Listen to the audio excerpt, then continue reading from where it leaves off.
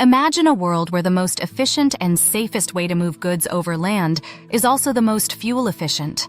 Welcome to the story of America's freight railroads. Nearly 190 years ago, railroads began shaping America's development, transforming the landscape and economy. In 1980, partial deregulation sparked a revolution, leading to increased productivity and massive private investments. The last decade has been the safest ever for U.S. railroads, with 2023 marking the lowest hazmat accident rate in history. The journey began with the invention of the steam locomotive in England in 1797, setting the stage for a transportation revolution.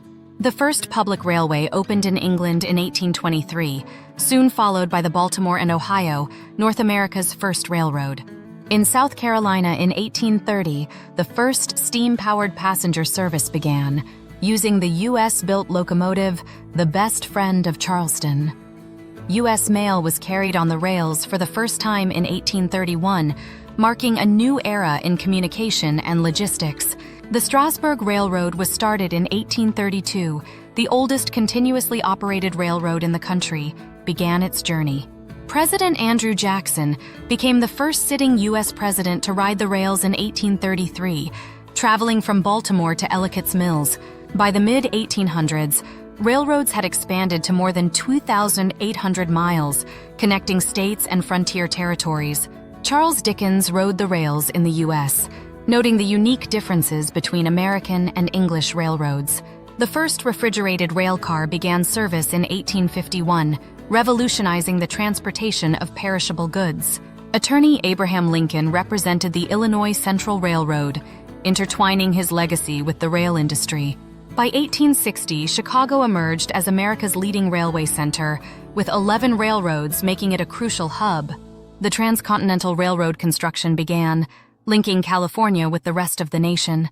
During the Civil War, railroads played a major role in moving troops and supplies, influencing the war's outcome. The golden age of railroads began, with the network growing to a peak of around 254,000 miles by 1916. The invention of the tank car in 1865 allowed the transportation of crude oil and other liquids, expanding rail capabilities. The Golden Spike joined the Union Pacific and Central Pacific Railroads, completing the first transcontinental railroad in 1869. Presidents from Ulysses S. Grant to Franklin D. Roosevelt traveled by train, showcasing the railroad's dominance. Railroad mileage in the U.S. exceeded 100,000, marking a significant milestone in the industry's growth in 1881. Locomotive number 999 of the New York Central hit 112.5 miles per hour, the first time a train exceeded 100 miles per hour in 1893. The federal government seized control of the railroads during World War I, highlighting their strategic importance. The Great Depression forced substantial segments of the rail industry into bankruptcy, challenging its resilience. The Chicago Great Western Railroad pioneered the intermodal concept, moving truck trailers on flat cars. During World War II, railroads moved 90% of all Army and Navy freight, proving their critical role in national defense. Post-war investments led to the modernization of railroads, with diesel engines replacing steam locomotives. The Staggers Rail Act of 1980 revitalized the industry, reducing regulatory burdens and sparking competition.